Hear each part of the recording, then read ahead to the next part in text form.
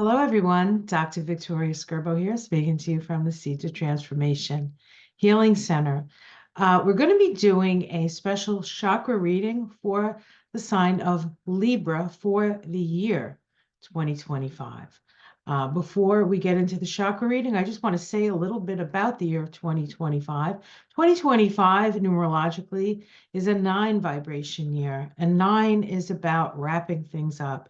9 is about unconditional love, forgiveness, separating the wheat from the chaff, extracting meaning from your experiences, and coming up with a seed of wisdom to plant in the next cycle, which starts in 2026. So that's just the general energy of the year from a numerological perspective. There are a lot of things happening astrologically this year. There's a lot of changes. We have a number of planets changing signs, although temporarily, because they'll go back into the signs they've been in. And so this is really sort of a transition year in a way, because we're getting some new stuff coming in, some new energy, some new information, and yet we still have some things that we have to resolve from certain planets being in signs for a long time. Just for an example, Uranus moves into Gemini for 4 months in 2025 before it moves back into Taurus, and then finishes up in Taurus in 2026, early 2026. We also have Neptune dip its toe in the sign of Aries, and Saturn dip its toe in the sign of Aries. Saturn and Neptune have been sort of moving together for a while now. They are both as 2025 begins in Pisces, but they do move into Aries around the same time, but they don't actually come together in that sign, which is the next time they come together after 36 years. That's a 36-year cycle between Neptune and Saturn. They will actually come together at the beginning of 2026 in the first degree of Aries, which happens to be your opposite sign, right? So there's a lot of shifting, changing. Also, there'll be quite a bit of instability, I think. And part of that is so that we can release that which no longer serves and start to have a vision for the future. Okay, so let's look at your root chakra. We're going to start from the bottom up. The root chakra is the earth element chakra. It is connected with our sense of security and stability. It's connected to our ancestors, our family line, our genetics. It is the place where the Kundalini lies asleep in that root chakra. And of course, the idea of awakening and the rising of the Kundalini brings that energy all the way up and out through the third eye and the head. But of course, that's a more advanced thing to happen. Although I will say back between 2012 and 2015, we had 7 exact squares of Pluto and Uranus. The last time they were in such an intense period in an interaction together was the mid-60s. And so there was this sort of reintroduction of the themes of the mid-60s in those early 2010s. And we had 7 exact squares of those 2 planets. Those 2 planets deal with transformation. And each one of those conjunctions, starting in 2012 and ending in 2015, actually activated, we could call it the world chakras, right? Or the awakening of the world. So whether you yourself have had a personal Kundalini experience, collectively, the Kundalini has risen up to a certain extent. So let's see what we have for your root chakra. Let's see, let's get a card for that. Now I'm using the, it's not the right card. I'm using the Crystal Ally cards, And these cards are by an author, Naish Asian, and they're not really oracle cards or tarot cards. They're crystal cards. And what you can do is whatever crystal comes up in the chakra, you could actually use it this year. These might be the crystals you want to sort of carry around in your pocket or your crystal bag, your pocketbook, or put on your altar, or maybe just on your desk at work, or maybe even next to your bed. Let's see all right. So the first crystal we have for the root chakra is Amazonite. Amazonite is a crystal. I actually have a piece here. I'll show you. Um, that's heavy, full of rocks. Okay, this is Amazonite. This is the piece that I happen to have on my desk.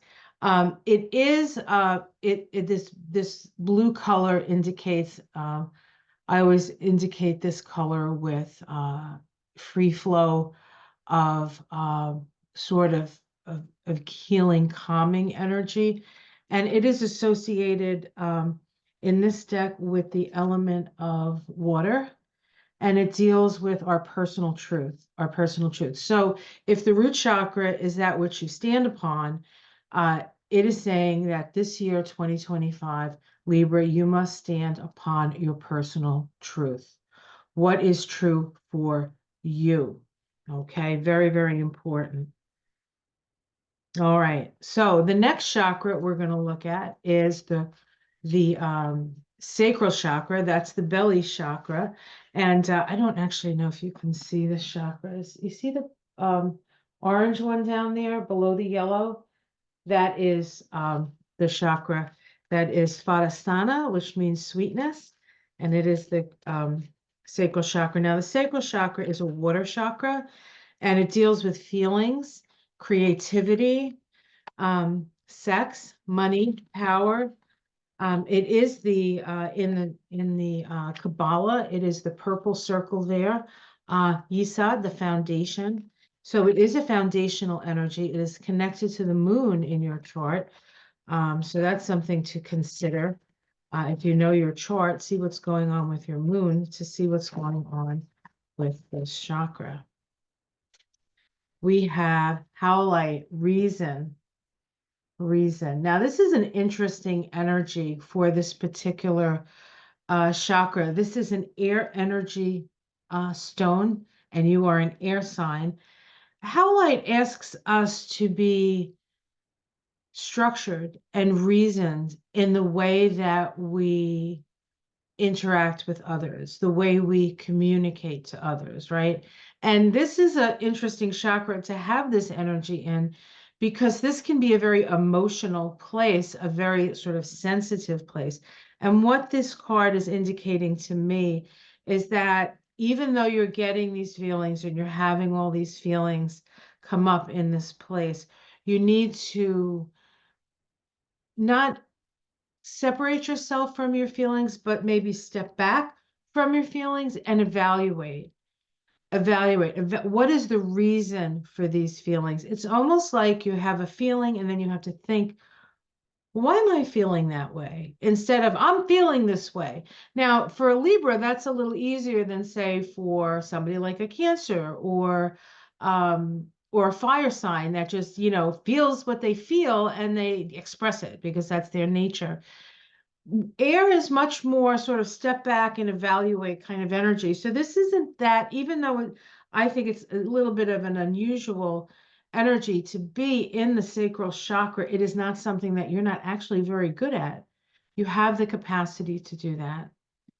All right, so the third chakra is the solar plexus. Now, the solar plexus is our personal will chakra. It's sort of how we get our needs met and get our desires met within the physical environment that we find ourselves in. It is associated with the element of fire. So there's a transformational energy in here. Oh, that's what's coming out. Okay. And we have dioptase. You know what? I used to have a piece of that. I might still have a piece of it around here somewhere. I'm going to try to make a grid for all the signs and put it as like a picture at the beginning and the end of this reading, so that if you you could just take a shot of it, whatever that is, with your phone, and you could, have it as a grid for yourself, or you can make your own grids up, or you can get this deck and do your own thing. I mean, or just pick crystals out of a bowl. I mean, there's so many ways you can do this, right? But dioptase is about forgiveness. Forgiveness. So there is this is your personal will. And Libras always take into consideration the whole picture, right? The like, how are people relating to each other? Let's be reasonable. Let's step back. But the beginning of this year, and then last year and part of 2023, we had the South Node in Libra, South Node of the Moon, and it required a lot of renegotiating of contracts. And so Libra was put under a lot of stress, because Libra likes to balance things out, and it's not about making a decision, it's about having the awareness. Although you make decisions, sometimes Libras are considered indecisive, but they're not really indecisive. They're balancing. It takes them a while. It's really their superpower, really, to just sort of like look at both sides of things, right? You can see the painting that I did for Libra back there with the two sides of the scale. You also notice that there's a Venus symbol up there. Well, Venus is the planet that rules Libra, right? And so Venus is the feminine, and the feminine has had to really has really taken a beating, we'll say, and in part, well, actually, I should say the feminine is always kind of taking a beating, but there's a different energy towards the feminine, because the feminine is rising, and the feminine wants their voice to be heard, and the feminine wants to count. And that's going to happen anyway. That's the natural evolution of things. So we don't have to worry that the feminine's going to lose again, because that's not going to happen. And it's not really losing or winning. It's just taking your place in the decision making, taking your place in the governance, taking your place in the relationship, so that you can have that input. And so we have this need to be both strong and reasonable at the same time.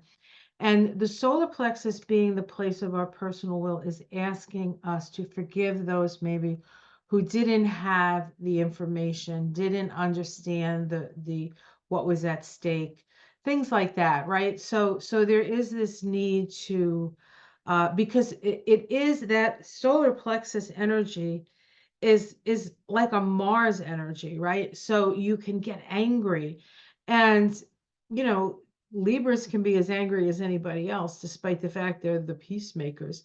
They're always trying to find that peace. So for Libra, it is going to take quite a bit of forgiveness, both for others and for yourself. You don't want to be your own worst enemy here. You have the right to your desires. You have the right to have your desires met. And it's not about stepping back and not fighting for what is rightfully yours. But when it comes to a person saying something like, well, you were right, or I see it now, to be able to forgive, to be able to forgive. And then also forgive yourself if there's something that you feel that you haven't done enough of, or done the right thing. We can only do what we do in the moment that we do it, and with the information that we have, right? And that's true of us, and that's true of others. Okay. Dioptase. It's a very powerful heart chakra stone, actually. So your personal will has to blend with the energy of healing. And actually, if you have some like gut issues, indigestion, GERD, liver stuff, spleen stuff, pancreatitis, ulcers, though that's that whole part of the body with the solar plexus. And you're like, I don't know what's wrong with me. I have all this, what, and the doctor's on my medicine and this, that, and the other thing. Psychologically or emotionally, you need to forgive somebody. Okay, heart chakra, as I'm doing this, what pops up but Moldavite? Moldavite is a storm element card. Storm in this deck is sort of like all the other four elements all together. It's like ether in that respect. This is transformation. This is your heart. This is such a powerful stone. If you have an opportunity to have a piece or wear a piece, it really, in my experience with Moldavite, if you're not ready to have it or use it, it can be very uncomfortable as a stone to wear or have on you, because it forces you to go through a sort of a death and rebirth process. But if you're ready for Moldavite, there is nothing better to sort of move you through that process, move you through the transformations that are necessary. And this is your heart. This is your heart chakra. So you're going to have a complete transformation of the chakra that deals with how we relate to others. So after 19 months of having the South Node in your sign, it has been a process. And what we will see in 2020, 2025 is that transformation of the heart chakra. I'm just going to read a little bit about Moldavite for you, just so you understand, because this is one of the most powerful stones I've ever worked with.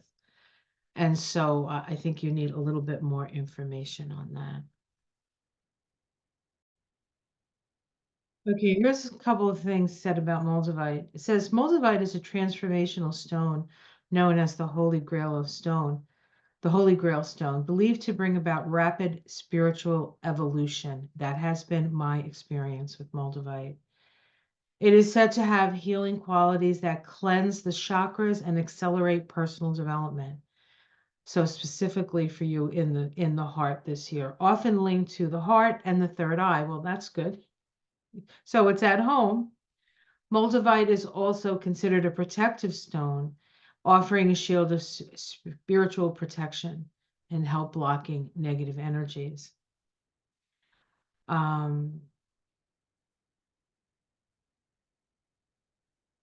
It is a vitreous silica rock, vitreous meaning that it is produced by high heat, and it is a blue-green color. It's I think only found in I think Siberia. I think there's a plain in Siberia or up in that general area. But it is very, very powerful, and it does actually connect you to extraterrestrial energy, and in a way opens up the channels of that have sort of been put offline as we sort of fell into manifestation and the density of this world. However, that density is starting to break up. Part of that was Pluto in your fellow cardinal sign of Capricorn. Now we have Pluto in a fellow air sign, and so it's the breaking up of the density is actually going to be a lot faster because we're dealing with the element of air and so what's breaking up now with Pluto in Aquarius is thoughts, ideas. Okay, it's going to be a transformation around the way that we think, we relate to others and the like. So it's going to be an interesting 20 years. All right. So that's Moldavite. Wow, that's a very powerful stone. Sometimes you'll see I wear it. I actually we had a number of mass coronal ejections, a lot of sky stuff with the sun and the sun cycle. And I found that multivite I was able to work through that energy a little bit easier because it really kicked my butt. Okay, throat chakra. Sujilite, dreams. This is a beautiful stone. It's a sort of a deep purple. It is also sort of very high vibration. Most of these so far, most of these energies have been water, air, and storm, and this is another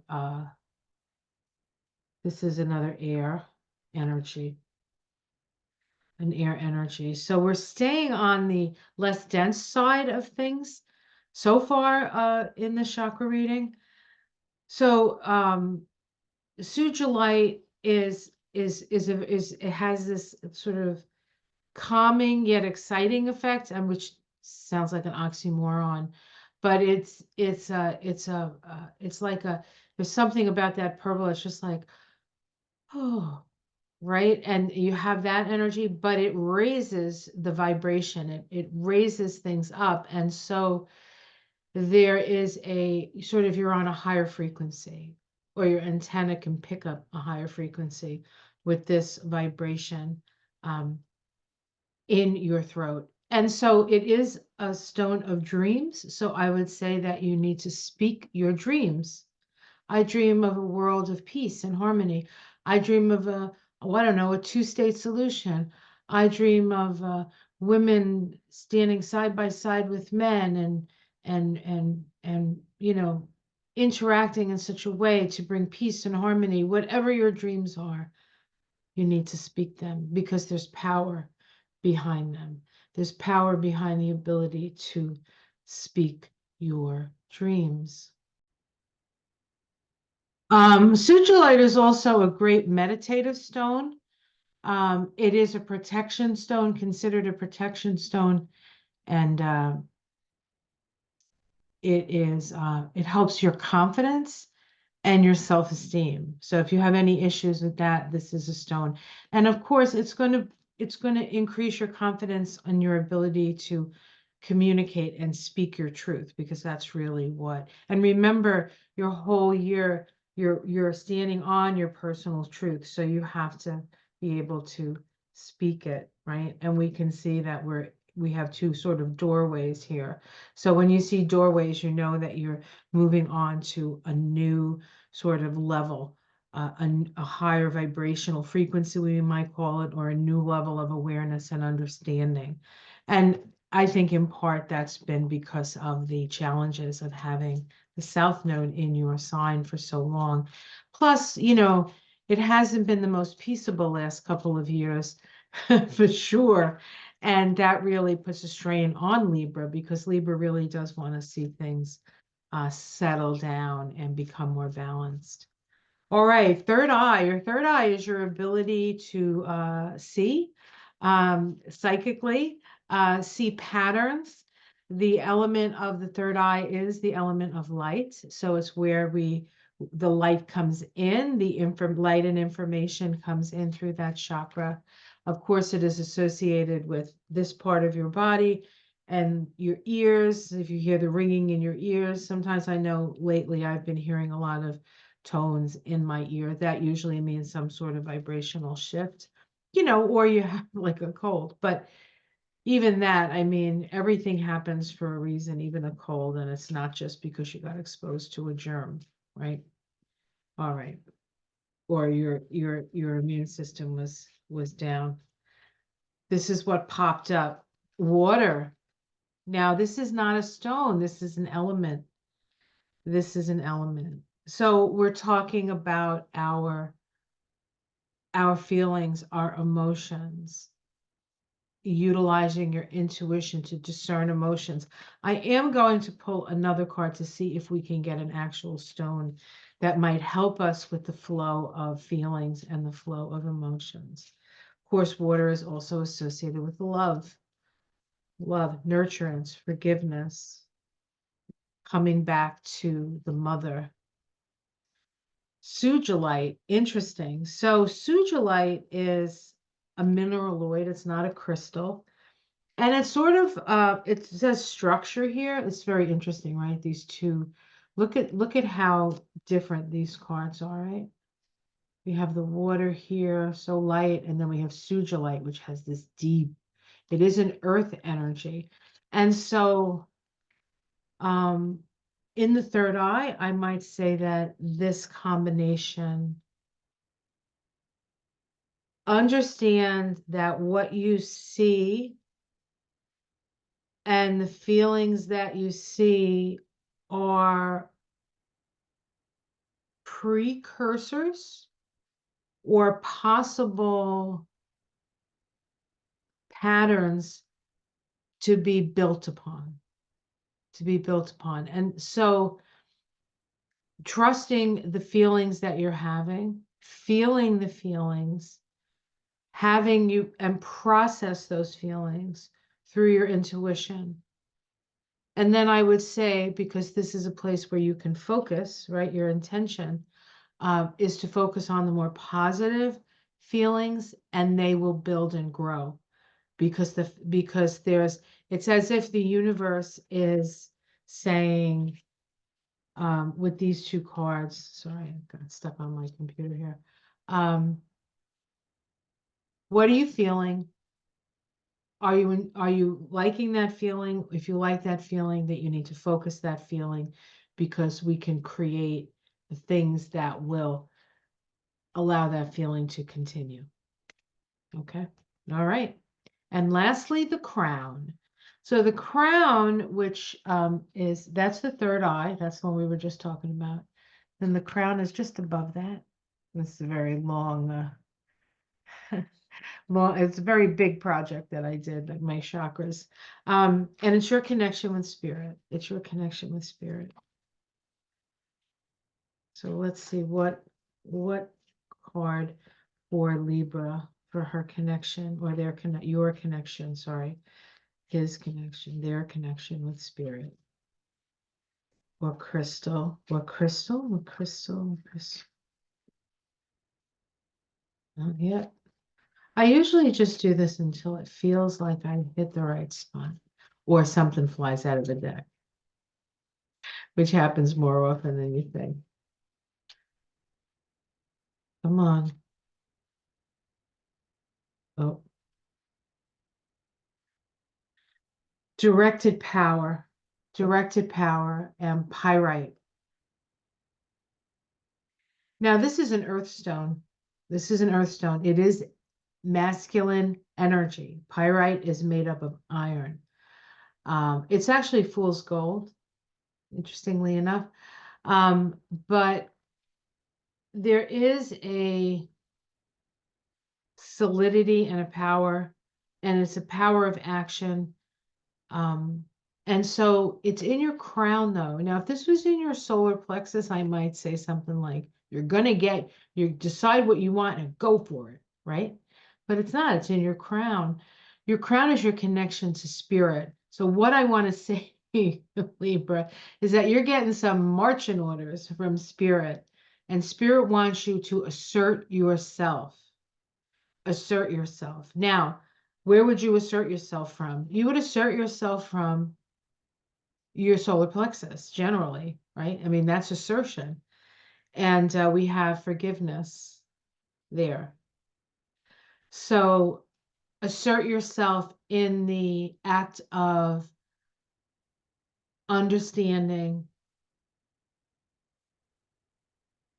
and letting go of any resentments that you may have, in order to move forward in your life, move forward in this year. Very directed, but the directions are coming from source. And that's very interesting, because a lot of these cards are very sort of airy cards. They're not heavy cards, they're higher vibrational energies. And so you really are this year acting on the behest of spirit. Yeah. And so, we like to think that our lives, that we're in charge of our lives and we make the decisions for our lives and we're going to move forward in the direction that we want to move forward. And sometimes that's true. Sometimes we have those opportunities to do that. But this year for you, Libra, you're on Spirit's work clock, I guess I could say. And Spirit has a purpose and a direction for you. So because this is such a strong card, and in a way, an earthly card, um, in such a spiritual place, it really is about connecting with Spirit, meditating. Meditation is going to be very important with this setup here, because then you'll know what your marching orders are. Then you'll know what your marching orders are. But you are up for a complete transformation, and probably also a complete transformation of your relationships, having Moldavite in the heart chakra. So there's a lot of healing going on this year for you, Libra, and a few orders from Spirit that you will do your best with, because that's just how you are. Okay. Well, I hope you find this chakra reading helpful this year. Have yourself a beautiful day. And of course, as the year progresses, we will have opportunities to get together and see what's up for Libra. You can check out the Taroscopes every month. Those are always very helpful. I do a little astrology, and then I do a tarot reading for all the signs, all 12 every month. So that can also help to guide you through, if you need it. If like Spirit is loud and clear, you may not need to listen to me, but it's always fun anyway. All right, you have yourself a great year, and I'll see you soon. Take care, everyone. Much love. Namaste.